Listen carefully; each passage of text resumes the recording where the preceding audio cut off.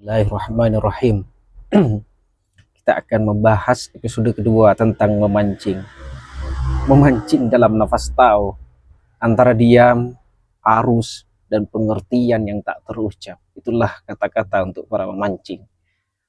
Jadi yang suka memancing, jangan skip video ini. Kata tangkai joran itu menjadi perpanjangan diri kita sebagai pemancing. Ada hal-hal yang tidak bisa dipahami lewat buku atau ceramah. Buku ataupun ceramah. Ya, salah satunya adalah mengapa manusia memilih duduk diam berjam-jam di tepi sungai.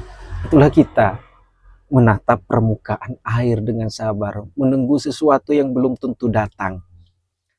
Bagi Tao, bagi filsafat Tao, ini bukan pemalasan, ini bukan kemalasan, ini bukan pemborosan waktu. Ini adalah bentuk tertinggi dari keterhubungan dengan dunia, dengan alam. Bukan untuk mengubah, tapi untuk ikut menyatu dengan alam, harmoni dengan alam. Itulah kita, pemancing. Tidak semua hal perlu diupayakan, ingat itu. Dan filsafat Tao tidak suka pemaksaan. Ia mengajarkan bahwa air tidak memaksa batu untuk menyerah. Batu untuk menyerah walaupun dihantam, tapi ia tetap mengalir dan perlahan mengikis. Tahu tidak menyuruh kita mengejar ikan, ingat itu, melainkan menjadi bagian dari arus yang sama dengan ikan itu. Saat kamu memancing, kamu sedang belajar sebenarnya, kawan-kawan, bahwa tidak semua hal datang dengan usaha keras, bahwa ada sesuatu yang kita bisa usahakan dengan menunggu,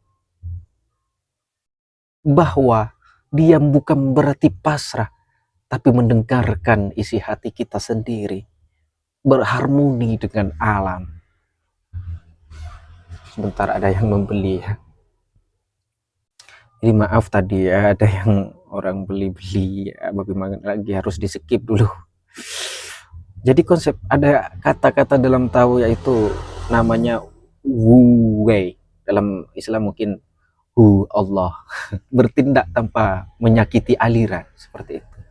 Ada istilah penting dalam Taoisme itu istilah penting, Wu Wei itu. Artinya bukan tidak berbuat apa-apa, tapi berbuat tanpa menabrak arah, tidak menabrak alur, tidak memaksa. Orang yang terlalu banyak bergerak di atas perahu akan membuat ikan menjauh. Tapi orang yang paham waktu dan arus cukup menurunkan kail dengan tenang dan membiarkan semesta memutuskan apakah hari ini ada Anda layak, kita layak diberi hadiah untuk itu, ataupun kita tidak layak untuk itu. Jadi kalian tidak memancing untuk menang. Kita memancing untuk mendengarkan dunia berkata, tenanglah kawan, kamu tidak sendirian. Begitu kata dunia. Jadi dalam sunyi itu, dalam kesunyian orang yang memancing, segalanya menyuarakan sesuatu. Tahu mengajarkan bahwa yang tidak bersuara justru paling banyak berbicara. Kata-kata yang cukup dalam sekali. Jadi saat kamu duduk diam menunggu ikan itu, air mengajari kamu, mengajari kita, tidak perlu terburu-buru kawan. Begitu kata air. Angin membawa pesan-pesan yang tidak bisa kita dengar di kota. Dan tubuh kita akhirnya berhenti menjadi alat produksi, menjadi tubuh yang sadar, sekedar ada, apa adanya. Dalam dunia yang penuh pikiran dan gangguan, memancing adalah sebuah penolakan halus terhadap kegilaan itu semua.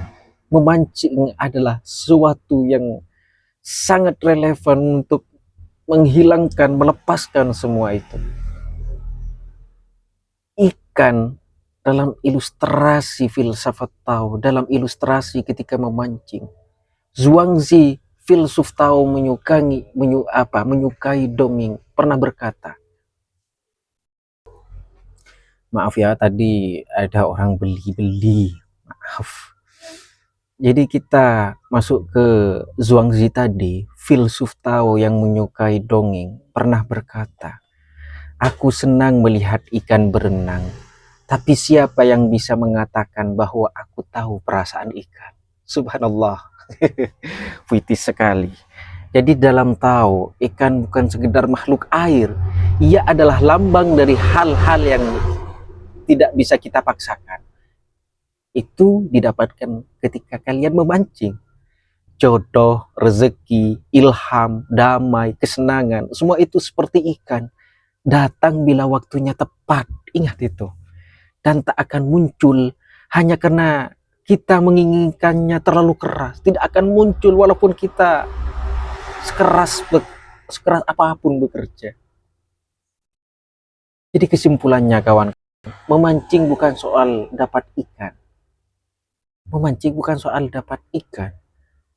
Barangkali satu-satunya orang yang benar-benar tahu mengapa ia memancing adalah orang yang tidak terlalu peduli apakah dia akan pulang membawa ikan atau tidak. Karena yang dicari bukan hasil sebenarnya, tetapi dirinya sendiri yang sempat hilang dalam kebisingan dunia. Subhanallah.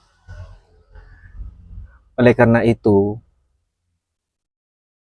ada tahu dalam riak terakhir, dalam riak air itu, ada kebijaksanaan dalam riak air itu bagi pemancing ya.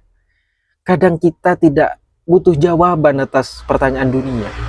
Kita hanya perlu duduk diam dan membiarkan air berbicara dengan kita semua. Itulah hadir tanpa suara, mengajar tanpa kata, dan memancing tanpa mengikat.